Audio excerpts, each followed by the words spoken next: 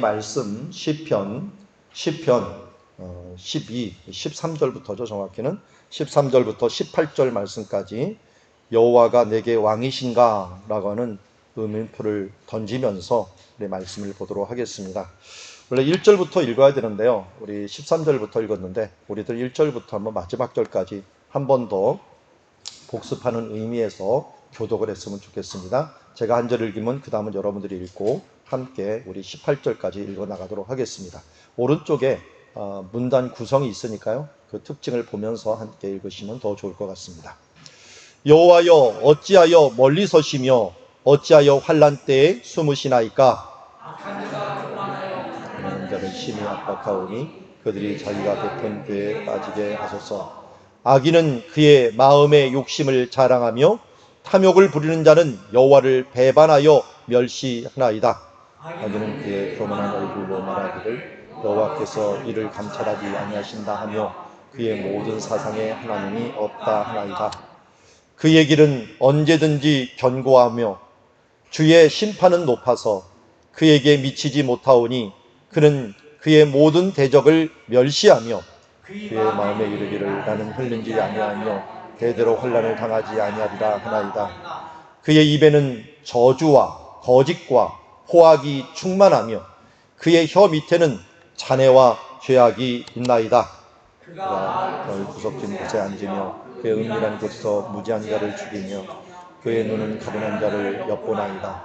사자가 자기 굴에 엎드린 같이 그가 은밀한 곳에 엎드려 가난한 자를 잡으려고 기다리며 자기 그물을 끌어당겨 가려는 자를 잡나이다. 그가 굽혀 엎드렸더니 그의 포악으로 말미암아 가난한 자들이 넘어지나이다. 그가 그의 마음에 이르기를 하나님이 잊으셨고 그의 얼굴을 가리셨으니 영원히 보지 아니하시리라 하나이다. 여호와여 일어나소서. 하나님이여 손을 두옵소서. 가난한 자들을 잊지 마옵소서. 어찌하여 악인이 하나님을 멸시하며 그의 마음에 이르기를 주는 감찰하지 아니하리라 하나이까? 주께서는 보셨나이다. 주는 재앙과 원한을 감찰하시고 주의 손으로 갚으려 하시니 외로운 자가 주를 의지하나이다. 주는 벌써부터 보화를 도우시는 이신이이다. 악인의 팔을 꺾으소서. 악한 자의 악을 더 이상 찾아낼 수 없을 때까지 찾으소서.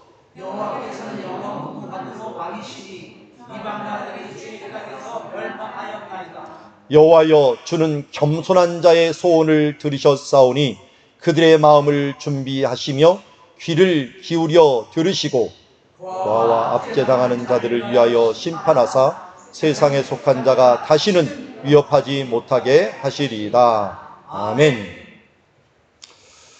자, 오늘 13절부터 보겠는데요. 13절이 뭘로 시작하죠? 어찌하여. 자, 어디서 봤죠? 이 말씀은 어찌하여는 오늘 우리가 읽었지만 1절에도 여호와여 어찌하여 라고 나오죠. 근데 원어상으로는 여호와여가 뒤에 나온다 그랬죠. 그러니까 1절에도 어찌하여이고요. 13절에도 어찌하여를 원어로 뭐라 그런다고요? 라마. 엘리 라마 사박다니 할 때 라마라고 하는데 13절에는 알라의 이 알이죠. 알마라고 그럽니다. 알마. 알마라고 하는 말하고 알이 뭐뭐 위에, 마가 무엇이랍니다. 무엇 위에. 이게 합쳐갖고 라마 왜라는 말로 무엇 때문에 무엇 위에라고 하는 이 표현이 바로 라마가 된 거고 알마하고 똑같은 뜻을 갖고 있습니다. 그래서 여기서도 풀어갖고 알마 하면서 왜 무슨 이유로 어찌하여 악인이 하나님을 멸시하게 두십니까? 그의 마음에 이르기를 주는 감찰하지 아니하리라고 이렇게 말하는데 왜 하나님은 침묵하십니까? 오늘날 우리가 말하는 것과 굉장히 비슷하죠. 우리도 참 이게 어느 때까지 코로나뿐만 아니라 이 사회적인 정의에 대한 부분들도 그리고 국제 정세도 보면 왜 하나님이 이렇게 놔두시는 것입니까? 이거는 제가 어렸을 때부터나 지금이나 더 똑같은 것 같아요. 제가 대학생 때는 무슨 그렇고 어찌하여라고 하는 말을 했겠습니까? 이 나라가 이렇게 독재 정권, 군사 정권에 왜 하나님은 침묵하십니까? 라마라고 외쳤고 지금은 뭡니까? 이거 언제까지입니까, 하나님? 하면서 이 우리의 사회적인 문제와 그리고 우리들의 이런 전염병에 대한 모든 문제 앞에서 우리가 어찌하여라고 하는 것을 외칠 수밖에 없는 상황. 이 시편은 그러니까 어찌하여로 시작해서 어찌하여로 또 한 번 시작하는 모습을 보게 됩니다. 앞에는 악인들이 이렇게 판치는 모습들 한번 보십시오. 악인 어찌하여인데 13절부터는 하나님 왜 감찰하지 않습니까? 왜 쳐다보지 않습니까? 라고 의미하는 것을 보게 됩니다. 잘 봅시다. 감찰하다라는 말이 많이 나오죠. 그 마음에 이르기를 주는 감찰하지 아니하시나이까. 주께서는 보셨나이다. 주는 재앙과 원한을 감찰하시고 악인들의 팔을 꺾어서 악한 자의 악을 더 이상 찾아낼 수 없을 때까지 찾으소서. 자, 여기 보면은 보다, 감찰하다 이런 단어가요. 조금 이렇게 좀 번역이 일관성 없게 막 흩어져 있어요. 그러다 보니까 감찰하다라는 말은 다라시라는 말이 있는데 여러분 혹시 유대인에게 관심이 있는 분들은 미드라시라고 하는 말을 좀 들어보셨을 거예요. 미드라시. 이 미드라스는 이 유대인들이 자기의 율법을 해석하는 방법 중에 하나예요. 미드라시. 그러니까 미드라시라는 말에서 그 드라시라는 말이 다라시에서 난 거예요. 이 다라시라는 말이 여기 잘 보니까 13절에는 감찰하다라는 말로 나오지만 15절에서는 뭐라고 나왔어요? 찾으소서라는 말이에요. 그러니까 똑같은 원어를 다른 말로 해석을 했어요. 감찰하다는 건 뭡니까? 이렇게 뭐 감시하다, 돌아보다, 살펴보다, 좀 더 자세히 바라보다, 뭐 이런 뜻이 있지 않습니까? 다라시가 그런 뜻이 있어요. 그러다 보니까 어떨 때는 감찰하다는 말로 표현을 했고요. 어떨 때는 찾아보다, 찾다라고 하는 말로도 번역을 했습니다. 그런데 14절에 보면 여기에 감찰하다의 일반적인 단어가 나오는데 보셨나이다라는 단어가 나옵니다. 주께서는 보셨나이다. 보다라는 말을 라라고 부르는데요. 이 라라는 말은 여호와 이레, 아시죠? 이레, 여호와 이레. 이 자를 빼면 레가 나오는데 이 레가 라라는 말이에요. 여호와께서 보실 것이다 라는 말이에요. 보실 것이다. 그러니까 여호와께서 준비할 것이다 라는 말이 원래 원어상으로는 여호와께서 보여주실 것이다 라는 의미를 가지고 있어요. 그러니까 하나님께서는 지금 보고 계신다, 감찰한다, 또 찾는다. 여기 원래 더 이상 찾아낼 수 없을 때까지 15가 원래 맞자예요. 시크라고 하는, 우리 영어에서 시크라고 하는 찾다라는 말. 이 원래는 찾다, 이 맞자라는 말인데요. 여기는 보다라는 의미가 굉장히 많이 나옵니다. 이게 뭘 얘기하려고 합니까? 지금 13절부터 15절까지 잘 보니까 어찌하여 하면서 하나님 왜 안 쳐다봅니까? 우리 앞에서 악인들의 특징이 뭐였습니까? 그들의 마음이 교만하고 욕심에 가득 차 있었죠. 그리고 기브로 핫다와처럼 이 다와 탐욕에 가득 차 있는 사람들을 보았어요. 그리고 그러다 보니까 하나님이 없다라고 얘기를 하고 또 그들의 얼굴, 눈, 코, 입 모양을 보았어요. 코는 교만하고 눈은 악인들이 연약한 자를 삼키려고 하고 입에서는 이 잔해와 폭력이 나와서 사람들을 상처 입고 죽이는 이런 말들을 행하는 이런 악인들의 모습을 보았는데 이런 모습을 하나님 왜 안 쳐다보시는 것입니까? 왜 이들을 바라보지 않는 것입니까? 하면서 13절에는 이렇게 얘기합니다. 어찌하여 그들의 마음에 이르기를 감찰하지 아니하시리냐 할까? 이렇게 하는데 가만두시는 겁니까? 그래서 14절에서는요 완벽히 틀려집니다. 여기서는 뭐가 되면 주께서는 보셨나이다. 이번에는 완료형이 돼요. 이 13절까지는 미완료형이에요. 왜 이렇게 하나님 두시는 겁니까? 라고 호소를 하는데 13절에서는 믿음이 갑자기 온 거예요. 아니 그의 믿음의 눈으로 쳐다보게 된 거예요. 하나님이 보고 계시네? 아니 이미 보고 계셨구나 하는 것을 깨닫고 나서 주께서는 보셨나이다. 여호와께서는 이미 보고 계셨구나. 그리고 잘 보니까 주는 재앙과 원한을 감찰하시고 라고 얘기합니다. 주는 재앙과 원한으로 그들을 이미 그 재앙과 원한을 딱 준비해 놨다가 그들을 지금 자세히 보고 있는 중입니다. 어느 때 이것을 내려줄 것인가, 언제 이것을 그들 가운데 재앙을 내려줄 것을 이미 잘 보고 계십니다. 이 감찰하다는 말은 위에 있는 감찰하다는 말하고 좀 틀려요. 나바트라는 말로 언어인데요. 여러분 이름 중에 여로보암 왕 아시죠? 여로보암 왕. 이 여로보암 왕 아버지 이름이 느바세 아들 여로보암이라고 표현을 써요. 이 느밧이 나바트라는 말에서 나온 거예요. 나바트, 보는 자라는 뜻이거든요. 그러니까 이 나바트는 고대 역사 가운데 나바티안이라고 하는 이 사람들이 나타나요. 이 나바티안이라고 하는 사람은 에돔 족속이 살았던 그 요단강 동편에 자리 잡게 되는데, 예수님 시대 때도 이 나바티안이 아주 힘을 많이 발휘했고, 그리고 이 나바티안은 지금의 아라비아 사람의 일종이에요. 근데 이 나바티안의 그 후예 중에 하나가 누구였냐면 헤롯 왕이에요. 그런 나바티안의 공주가 낳은 아들이 헤롯 왕이에요. 그러니까 나바티안이라고 하는 뜻 자체가 멀리 바라보는 사람, 뭐 사막의 사람들로 멀리 바라보는 사람, 이런 뜻을 갖고 있는 사람들이죠. 그런데 이렇게 잘 보면은 하나님께서 일반적으로 보시는 것과 자세히 보는 것과 멀리 보는 것, 이걸 지금 악인들을 향하여 다 하고 있다는 거예요. 다 하고 있는 거예요. 그러면서 그들이 죄가 무엇인가를 찾고 있으면서, 그들의 전체적인 걸 보고 있으면서 또 항상 보고 있는 하나님의 모습을 보게 됩니다. 히브리서 4장 15절에 보면 이렇게 말씀합니다. 우리 4장 15절 16절 같이 한번 읽어볼까요? 시작. 우리에게 있는 대지상은 우리의 연약함을 동정하지 못하실 리가 아니요 모든 일에 우리와 똑같이 시험을 받으신 이로되 죄는 없으시니라. 그러므로 우리는 긍휼하심을 받고 때를 따라 돕는 은혜를 얻기 위하여 은혜 보좌 앞에 담대히 나아갈 것이니라. 아멘. 여러분, 아브라함이 헤브론 마물에 있을 때 천사 3명이 방문을 합니다. 그 방문을 해서 이제 아브라함에게 대접을 받고 가는 중에 어디로 가십니까? 라고 했더니 어디로 간다 그랬어요? 소돔과 고모라로 간다 그랬어요.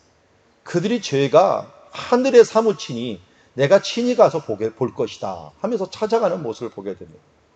하나님이 이러신 분이 그냥 바라볼 수도 있었지만 친히 찾아가십니다. 그들의 죄악이 어떠한가? 그런데요, 우리들의 연약함이 어떠한가? 이 세상의 죄가 어떠한가? 친히 찾아오신 하나님이 계십니다. 그분이 누구예요? 예수 그리스도입니다. 예수님이 이 땅에 육신을 입고 이 땅에 오셔서 어떻게 했다는 거예요? 우리의 대지상에서 우리의 연약함을 친히 담당하신 거예요. 그러니까 우리의 연약함을 동정하지 못하실 분이 아니라는 건 반대말로 우리의 연약함을 너무나도 잘 아시는 분이에요. 왜요? 모든 일에 우리와 똑같이 시험을 받으신 이로되. 인간의 가장 큰 욕심이 뭡니까? 육신에 대한 부분이죠. 먹는 것. 예수님께서는 40일 동안 금식을 하시면서 먹는 것에 대한 이 줄임을 경험하셨습니다. 그리고 인간에게 또 안목의 정욕, 이생의 자랑, 이 부분들도 젊은 30대의 예수님이 모두 경험을 했습니다. 사탄이 그걸 갖고 시험을 했어요. 아름다운 것을 보이고 멋진 것을 보여주고 자기한테 절하라고 했고, 그리고 사람들 많은 곳에서 자랑을 한번 해봐라. 떨어지면 천사들이 와서 너를 바칠 거니까 너 한번 으쓱할 수 있는 계기가 되지 않습니까? 그러면 너의 길이 너무나도 쉽지 않느냐? 우리에게 뭐라고 대답하는가? 돈을 벌어라. 이 수단과 방법을 가지 말고 돈을 벌고 권력을 얻어라. 그러면 어떻게 돼? 내가 힘을 얻어갖고 하나님의 일들을 잘할 수 있는 거 아니야? 하면서 예수님한테도 그렇게 유혹을 한 겁니다. 이게 이생의 자랑이죠.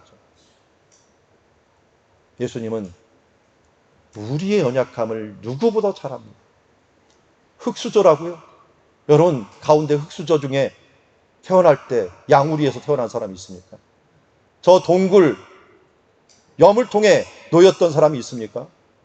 아니, 여러분들이 고생을 한다고 하더라도 십자가에 죽을 만큼 피 흘릴 만큼, 그것도 자기 죄가 아니라 억울하게 죽은 사람도 있습니까?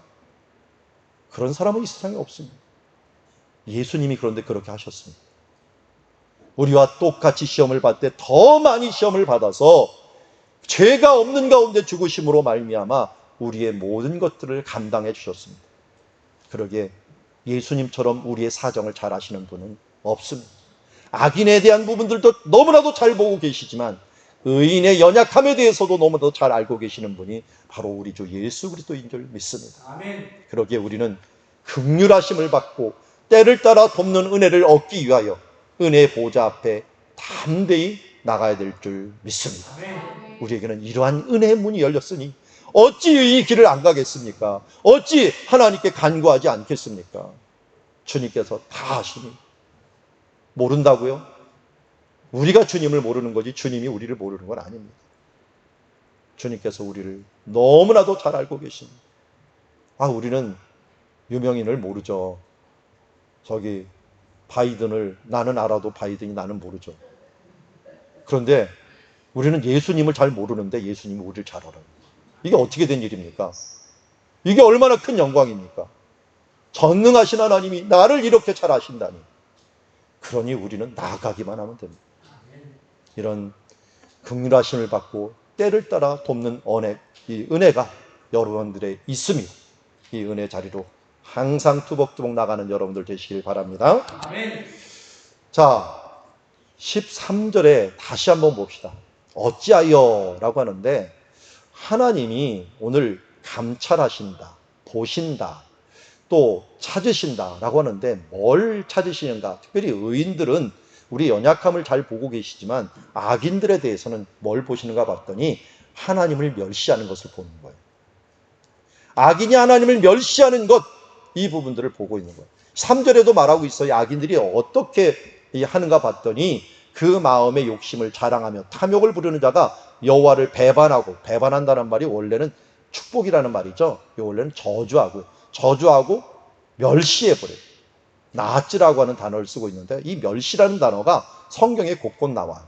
그리고 6절에도 뭐라고 얘기합니까? 이렇게 멸시를 하니까 하나님 앞에서 내 마음에 이르기를 나는 흔들리지 않아. 나는 환난을 당하지 않아.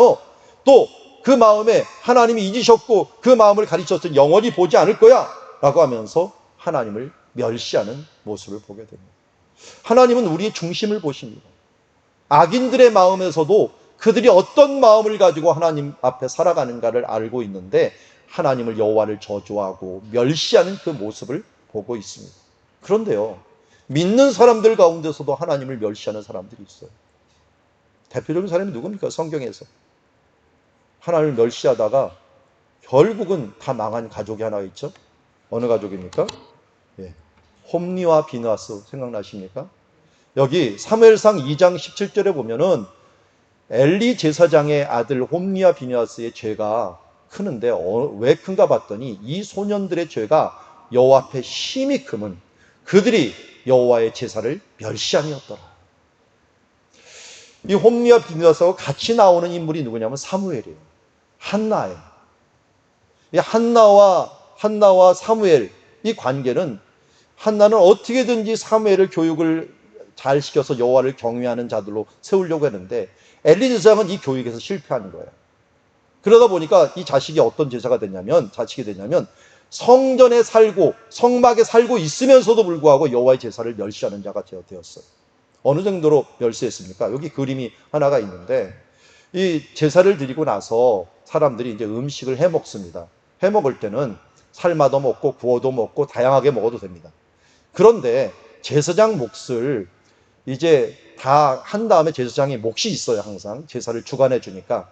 그래서 그 중에서 좋은 것들을 갖다 주면 되는데 갖다 주기 전에 이 삼지창을 딱 가지고서 무조건 그 소대에 있는 데다 푹 찔러 갖고 살코기가 탁 찍혀버리면 그걸 가지고 가는 거예요.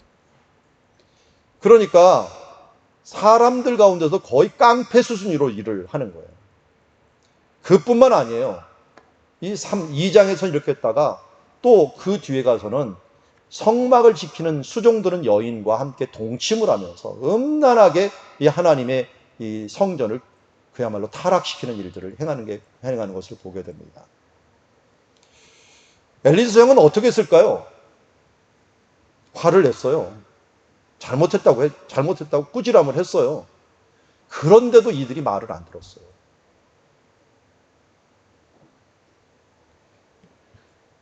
왜 말을 안 들었을까요? 다윗도 똑같았습니다. 다윗도 암논이라고 하는 아들이 자기 배다른 여동생을 강간을 했어요. 다윗이 혼을 냈어요. 화를 냈어요.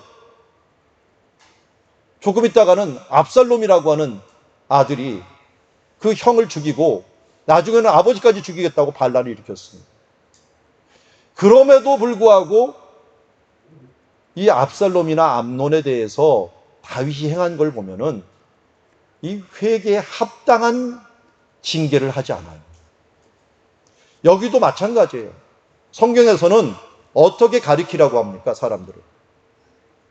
어떻게 가리키라고 했어요? 예수님께서 이 마태복음 28장에 바로 너희는 가서 모든 민족으로 제자를 삼아 아버지와 아들과 성령의 이름으로 세례를 베풀고 그 다음 뭐 하라고요? 내가 분부한 모든 말씀을 어떻게 하라고요? 가르쳐 지키게 하라. 원어상으로는 지킬 때까지 가르쳐라 라고 하는 거예요. 가르쳐서 지키게 하는 데까지 가야 되는데 여러분 그냥 알려주는 정보로 끝나버리면 그거는 반쪽짜리입니다.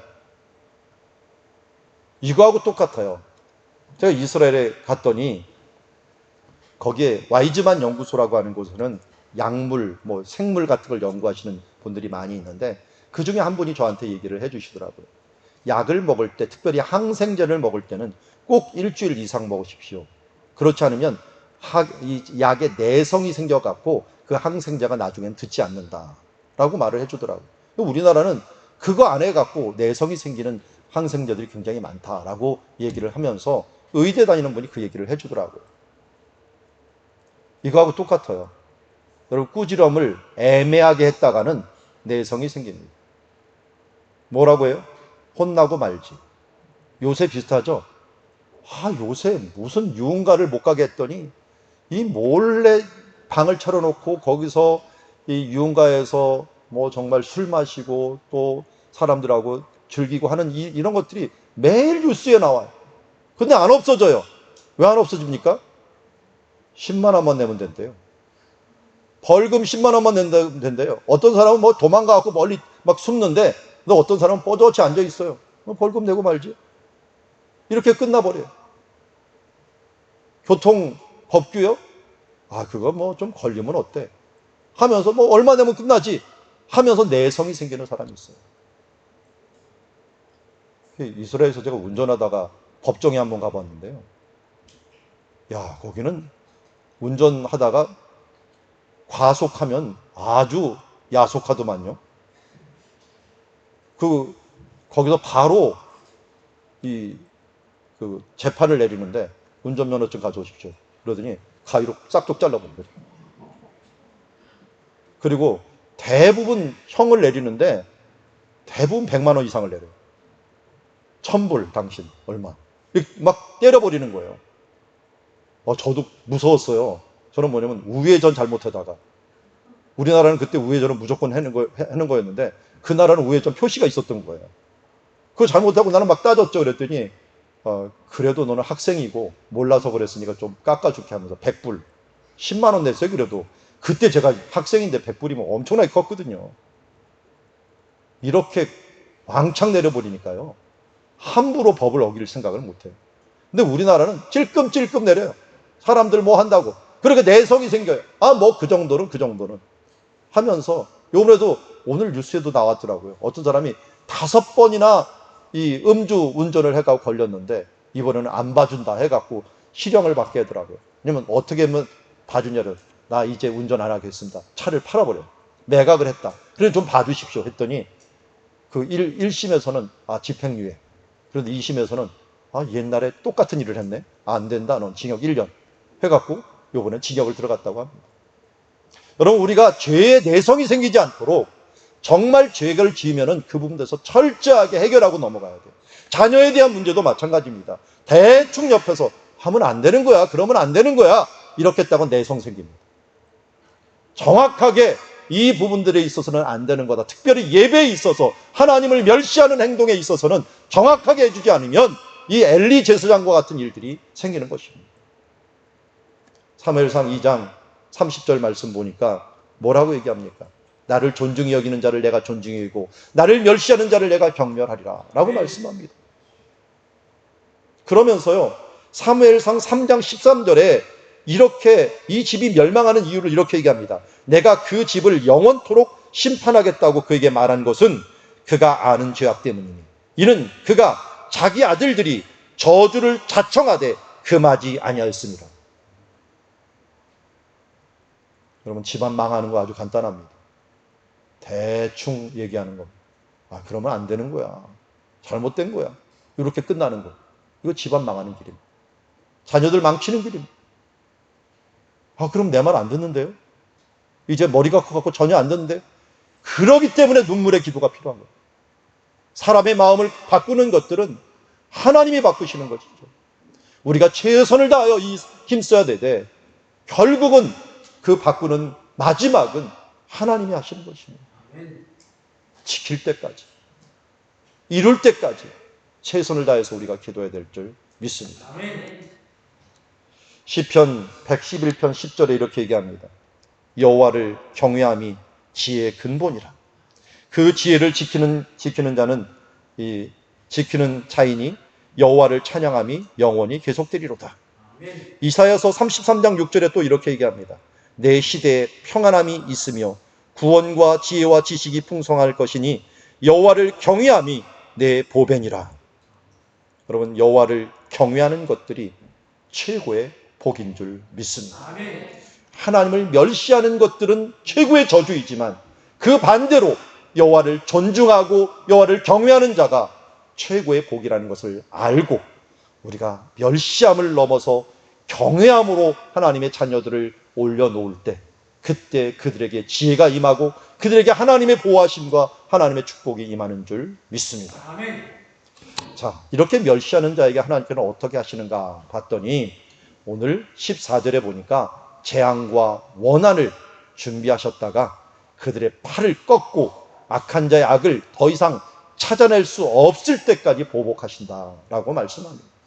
하나님이 보지 않는 것이 아니라 보고 계셨다가 완벽하게 보복을 하시는 하나님이시라는 걸 잊지 말고 우리가 세상의 부조리함 때문에 어찌하여 외치되 다만 외칠 수 있습니다. 그러나 하나님께 외치십시오. 원수 갚는 것이 하나님께 있기 때문에 하나님이 완전히 행해 주실 줄 믿습니다. 오늘 하나님을 경외한다라고 하는 것으로 우리가 나가야 되는데요. 하나님을 경외하는 것 중에 최고의 첫 번째 경외가 뭐냐? 하나님을 왕으로 섬기는 것입니다. 16절 말씀 같이 한번 읽어볼까요? 시작. 여호와께서는 영원무궁하도록 왕이시니 이방 나라들이 주의 땅에서 멸망하였나이다. 아멘. 오늘 시인은 분명하게 얘기합니다. 여호와는 왕이시다. 원래 원어상으로는 영원무궁하도록 뒤에 딸려 있어요. 여호와는 왕이시다. 여호와는 왕이시다. 이 부분들을 강조하고 있습니다. 우리가 하나님을 왕으로 섬기는 삶, 이것이 바로 하나님 앞에서 여호와를 경외하는 처음의 장소입니다. 우리 찬양할 때 오늘도 이 임예송 할 때 왕이신 이 나의 하나님 찬양하면서 나오지 않습니까? 하나님을 왕으로 인정하는 거예요. 그리고 예수님을 믿는다는 건 뭡니까?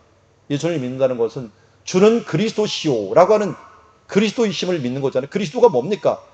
그리스도, 예수님이 나의 왕이시며 선지자시며 제사장이심을 믿는다는 것 아니겠습니까? 입으로만 고백하지 말고 삶으로 이것을 고백하는 것이 필요합니다. 우리가 오늘도 큐티 내용이 기도원에 대한 내용을 보고 있어요. 사사기 내용을 보고 있는데요. 사사기 지금 8장 보고 있죠. 7장, 8장, 9장이 모두 기도원과 관련되어 있는 내용입니다. 이 기도원에 강점이 있어요.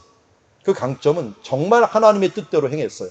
심지어 300명을 가지고 미디안 군사 13만 5천 명을 이겨버립니다. 그리고 끝까지 쫓아가고 그들을 잡아갖고 마지막 쓴뿌리를 제거하고 기업 모르는 자가 되어갖고 자기 가족을 죽인 사람들을 완전히 세바와 살문나 왕들을 제거하면서 이기고, 또 분열이 있을 만한 일들에 대해서는 겸손하게 하면서 내가 한 일보다 더 훨씬 더 낫다 하면서 사람들을 높여주기도 합니다. 그래서 나라가 하나가 되었어요. 그래서 사람들이 뭐라고 합니까? 야, 기도는 정말 잘했다. 내가 우리 왕이 되었다. 이제 내 자손들, 이 아이들도 다 왕이 될 수 있도록 해줄 테니까 우리들의 왕이 되어가면서 이스라엘 전체가 와갖고 왕으로 추대를 했어요. 그랬더니 기도원이 뭐라고 합니까? 사사기 8장 23절에 기도원이 그들에게 이르되 내가 너에게 왕이 될 것도 아니고 내 자손들이 왕이 되지 않겠다. 누가 왕이 된다고요? 여호와께서 너희를 다스리라. 야, 이거 정말 최고의 말입니다. 여기까지는 기도원이 정말 어떤 사사보다도 어떤 왕보다 뛰어난 삶을 살았습니다. 그런데 문제는 뭐냐? 이렇게 고백하고 나서 사람들한테 너희 가지고 있는 뺏은 전리품 중에서 귀고리들을 다 내라. 귀고리는 다 이 금속이고 금이에요. 금을 다 내놔라. 그러니까 그 금을 가지고 에봇, 제사장이 입는 옷을 만드는 거예요. 이 제사장 옷 만드는 거 좋죠. 이 판결의 흉배 만들어 갖고 이걸 제사장을 가지고 있는 실로에다가 바치면 최고의 예물이 될 거예요. 전쟁에 승리했으니까. 그런데 어떡합니까? 바치지 않고 자기 집에다 둬버렸네. 그럼 어떻게 돼요? 자기가 제사장이 돼버리고 자기가 하나님이 돼버리고 하는 이상한 이 올무가 돼갖고 자기가 재판하는 사람이 돼버린 거예요. 하나님께 영광을 돌리고 하나님의 집에다 올려보내야 될 걸 자기가 소유한 거예요. 하나님이 주신 물질, 하나님이 주신 은혜, 이 부분들을 자기 것으로 만들어 버리는 동시에 그가 타락하기 시작하고 그의 집에 문제가 생기기 시작합니다. 그러면서도 첩을 많이 도하고 자식을 70명이나 둡니다. 왜 70명이나 둡니까? 권세를 얻기 위해서. 결국은 아내가 많다는 건 권세를 뜻하는데 여호와가 왕이라고 하놓고서 인간적인 권력을 계속 갖기 위해서 권세를 많이 축적하는 모습입니다. 재물을 축적하고 권세를 권력을 축적하면서 결국 왕처럼 살아간 그의 삶의 모습이 어떤 일이 벌어집니까? 그의 아들이 아주 페류나였던 아비멜렉이 나타나갖고 그의 아들 70명을 다 죽여버리고 자기가 혼자 왕이 되고 자기도 결국은 싸우다가 여인이 던진 맷돌짝에 맞아가고 죽으면서 그 집안들이 모두 몰살돼갖고 없어지는 것을 보게 됩니다. 여러분, 여호와가 왕이라는 걸 분명히 알았습니다. 마음으로도 알았고 분명히 확신했습니다. 그러나 삶에 있어서 그렇게 살지 않았던 기드온의 가족을 보니 정말로 안타까울 뿐입니다. 우리들은 어떻습니까? 우리는 과연 예수 그리스도를 믿고서 그대로 예수님은 우리의 왕이다 라고 하면서 믿고 살아가는 삶을 살고 있습니다. 기드온처럼 아니면 이것을 행하지도 못하고 결국은 망하는 모습들을 보고 있습니다. 아프가니스탄의 모습을 보면서 참 경고가 많이 됩니다. 정말 안타깝습니다. 선교사님에 의하면 세계에서 두 번째로 부흥이 많이 되고 있는 국가가 아프가니스탄이라고 얘기합니다. 지금 복음이 들어와서 한참 교회가 부흥하고 있는 그런 상황에 이번에 탈레반이 점령을 하면서 이제 기독교는 사그라질지 아니면 다시 살아날지 모르겠습니다. 그런데 확실한 것은 바른 복음을 전했다면 초대교회 그렇게 환난과 핍박 중에서도 그 불씨가 살아나서 로마 제국을 모두 전복시켰듯이 탈레반의 그 세계를 그들의 복음으로 전복시킬 그날이 올 줄 믿습니다. 믿음이 씨앗이 떨어지고 바른 복음을 가졌다면 반드시 가능할 것입니다. 그러나 만약 미국이 들어가갖고 그 미국하고 같이 합작하기 위해서 또 돈 벌기 위해서 그들과 함께하는 그런 삶들에만 초점을 맞췄다면 그 복음은 금방 사그라들 것입니다. 왜냐하면 주후 400년부터 1300년까지 비잔틴 시대라고 하는 시대가 열렸습니다. 이 비잔틴 시대는 이스탄불을 기준으로 해갖고 로마 제국 기독교화 되어버렸습니다. 그래서 기독교화된 제국들이 이루어지다 보니까 이 제국이 이제 교회를 세우기 시작하는데 멋들어진 교회를 세우기 시작한 겁니다. 그러면서 모든 지역에 교회가 있고 이제는 세례터가 없어져 버렸어요. 왜요? 다 유아 세례만 적용됩니다. 그래서 교회마다 유아 세례터만 다 생긴 거예요. 이제 모든 사람들이 다 어렸을 때부터 세례를 받은 거예요. 그런데 그 교회 가보니까 이상하게 교회가 돼버렸어요. 귀족들 앉는 자리가 따로 있고요. 왕이 앉는 자리가 따로 있어요. 그러면서 사람들은 못 모르는 언어로, 로마 언어, 라틴어로 막 예배 드리는 걸 옆에서 듣고만 있어요. 형식적으로만 예배를 드린 거예요. 그리고 나서 이슬람들이 쳐들어 들어왔습니다. 한 600년부터 700년부터 이제 기독교 세계를 쳐들어 들어왔습니다. 그런데요, 비잔틴 교회에 있었던 모든 사람들이 대부분 30년 내에 다 이슬람으로 다 개종을 해버렸어요. 왜 그랬을까요? 그들에게는 형식적인 믿음만 남아있기 때문에 그렇습니다. 결국은 믿음을 가진 일부만이 진짜 수도원적인 신앙을 살면서 끝까지 버텼고 그 외에 그야말로 조직적이고 나라, 권력, 힘을 얻기 위해서 살았던 모든 사람은 다 사라져버렸어요. 아마 아프가니스탄에도 이런 탈곡의 형상이 일어날 것이고 어떻게 보면 우리나라에도 이러한 일들이 지금 일어나고 있어요. 1년 반 이상을 코로나가 가다 보니까 정말 믿음이 있는 사람들, 그 믿음이 있는 사람들은 더욱더 간절히 주를 사모하지만 그렇지 않은 사람들은 많은 사람들이 떨어져 나가고 이제 이것이 끝난다면 우리들의 신앙의 실상을 보게 될 줄도 모릅니다. 여러분, 우리는 정말 여호와가 왕이다라고 하는, 여호와가 우리의 주인이시다, 모든 문제를 해결하시는 유일한 분이시다는 것을 믿고 의지하며 나가고 있습니까? 이제 이 신앙, 예수는 그리스도다, 예수는 나의 왕이시다 하는 것을 믿는다면 예수의 이름으로 승리하는 여러분들이 되기를 주의 이름으로 축원합니다. 아멘. 이렇게 나아가는 자들에게 하나님의 축복이 있습니다. 어떤 축복이 있습니까? 여호와를 경외하고 그분을 왕으로 모시고 나아가는 자들에게 하나님께서는 겸손한 자의 소원을 들으십니다. 재미난 것은 이 겸손한 자는 앞에서 말한 가련한 자라는 뜻 안이라고 하는 이 안이의 복수형이고요. 그리고 소원이라고 하는 것은 이 악인들의 욕심, 타바라고 했죠. 다와. 이 소원이 다와예요. 그래서 그때는 욕심이라고 번역을 했고 여기는 소원이라고 번역을 한 거예요.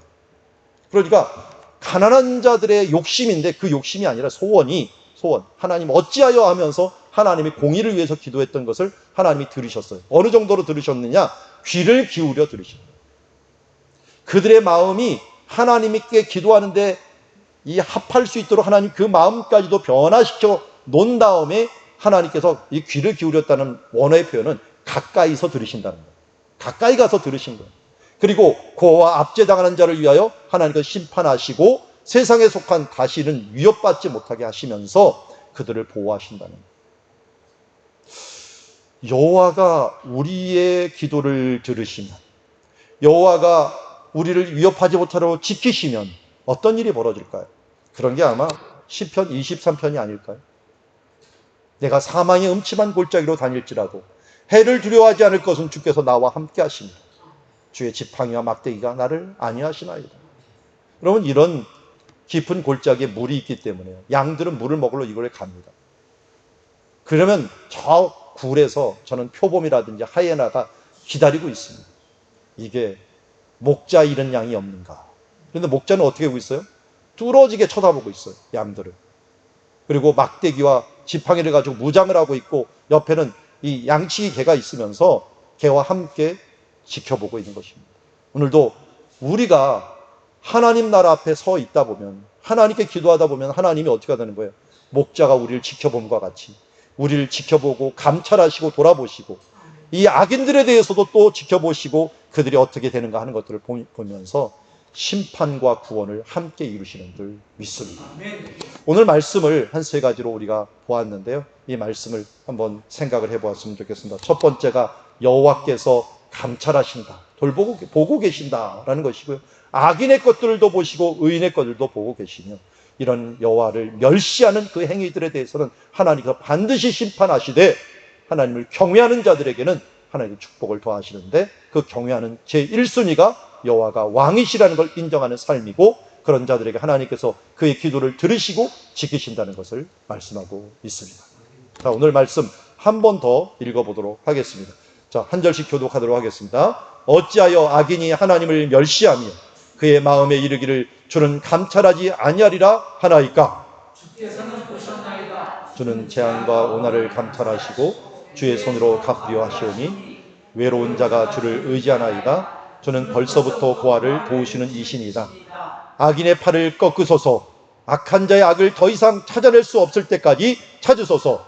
여호와께서는 영원한 문화로 왕이시니 이방 나라들이 주의 땅에서 멸망하였나이다. 여호와여, 주는 겸손한 자의 소원을 들으셨사오니 그들의 마음을 준비하시며 귀를 기울여 들으시고 고아와 압제당하는 자를 위하여 심판하사 세상에 속한 자가 다시는 위협하지 못하게 하시리이다. 아멘. 오늘도 이 말씀, 이 뜻을 다시 한번 되새기면서 여호와께서 우리를 감찰하시고 돌아보아 주시고 하나님이 우리의 왕이 된 삶을 내가 살아가게 된다라고 우리가 결단하면서 나아가기를 원합니다. 오늘 우리 앞에 시선 찬양을 불렀는데요. 바로 이 시선 찬양이 그와 맥을 같이 하는 것 같습니다. 여호와는 우리의 왕이십니다.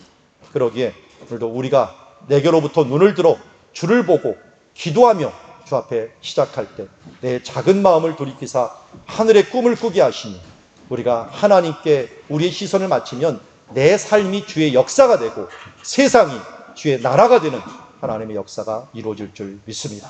그리고 주님께 우리의 초점을 맞추는 그 마음으로 함께 이 찬양을 하나님께 드리며 나가도록 하겠습니다.